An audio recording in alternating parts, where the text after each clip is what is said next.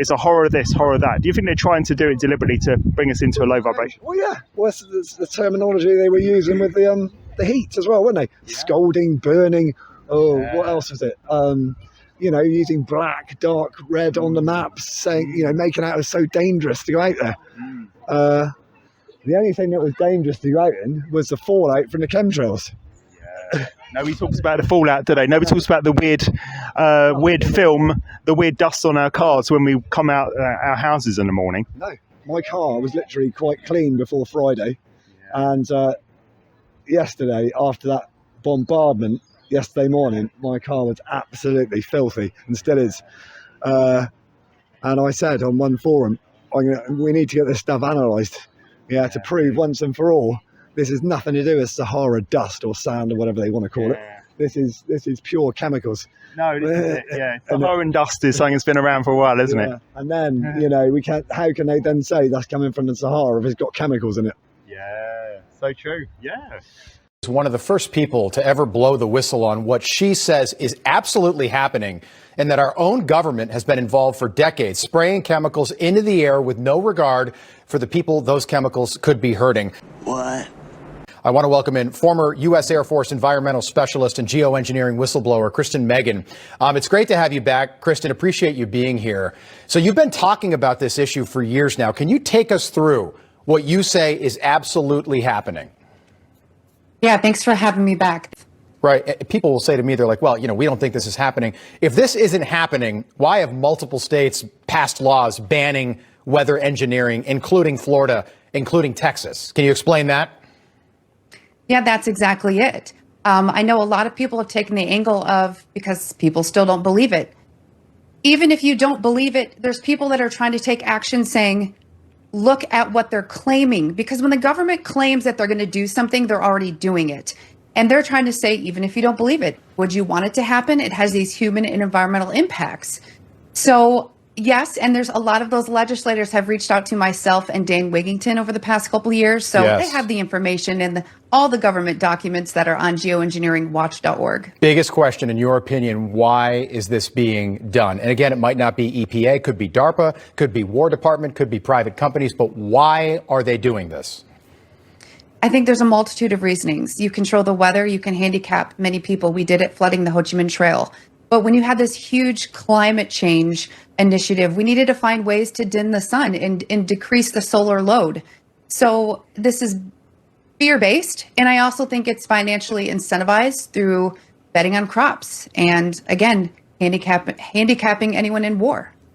Yeah, so it kind of takes away the organic from anything organic you're buying, because this is then sprayed into the air and then and gravity brings it down. Eventually the rain brings it down and it is all over all of us. What are these crops doing to people? Or I'm sorry, these chemicals doing to people? Well, a lot of them are heavy alkaline metals and salts. And what they do, again, is that synergistic toxicity. You're breathing it in, you have the dermal absorption and an inhalation. And it does depend on relative humidity and different weather patterns. Like I live in Michigan, so we have all seasons in the same day. Right. So the dissipation rates are faster. When you ingest that, it is eating away at your gut health. And the thing is when they're using strontium and barium, those things bioaccumulate in the bones, and it also displaces potassium. And if anyone's ever had low potassium, you know that causes a massive issue with your nerves and your heart, and it can mimic a heart attack. So we're getting massively bombarded because, again, different routes of exposure, and depending on where you live, you can be more exposed already because you have background elements in your drinking water. Jeez, it's so scary. Kristen, we appreciate you being with us again tonight. Thank you. Look forward to having you back. Kristen Megan, again, one of the only people willing to talk about this publicly. Thank you. But yeah, yesterday, Paignton in Devon, some lady put a video on Facebook. The sky was an absolute mess, crisscrossed with chemtrails. This was like 9 o'clock in the morning. And they were having Paignton Air Show the same day. This was from Paignton, she took it. And apparently, they went there to do an air show with all these crisscross of chemtrails in it. It's like unbelievable. So they didn't even care about the pilots or anything's flying through that. Yeah, so bizarre. Yeah. It's just constant, isn't it? And they didn't even look after their fellow pilots. Yeah. Which says a lot, doesn't it, really? Yeah. But then all these pilots are in on it, in my view. They must be commercial pilots. They're all flying through it. They can see them up above the cloud cover. Yeah. They all must know. And they must, and their planes must come back with a thick film of this stuff on their planes because they're going through it, aren't they? Right. So that means all the airport crew know all about it. Everyone in the airports knows what's going on. Yeah. This is massive. This is so big. We've got no idea. That's why all these forums or whatever, you got these shills, you know, totally abusing anyone who brings it up because they no one wants this ever getting out how big this is.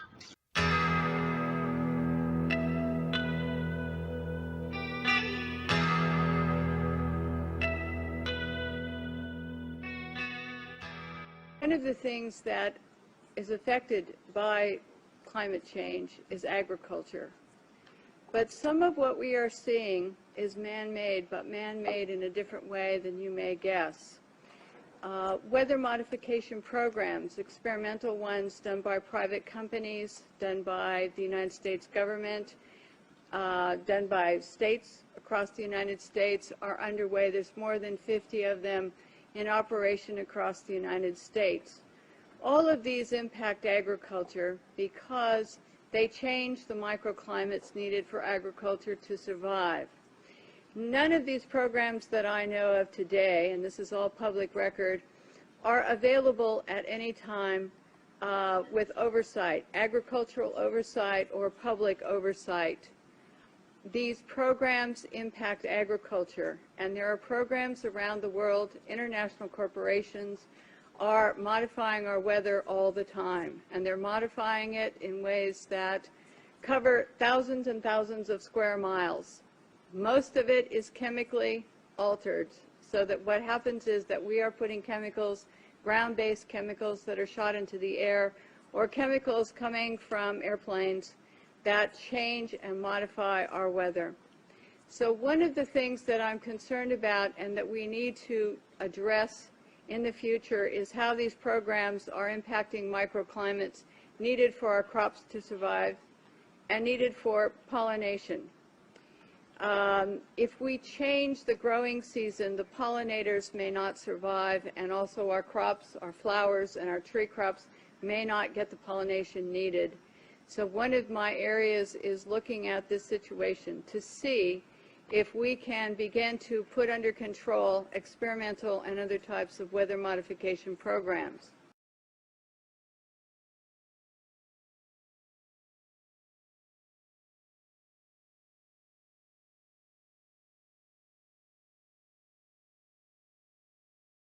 Right, yeah. Cool. Well, thank you very much, Steve. No problem. Lots of really interesting subjects there. More, yeah. Appreciate it as always. Thanks for all you're doing. Words. Cheers, David. Awesome. Woo, woo, woo.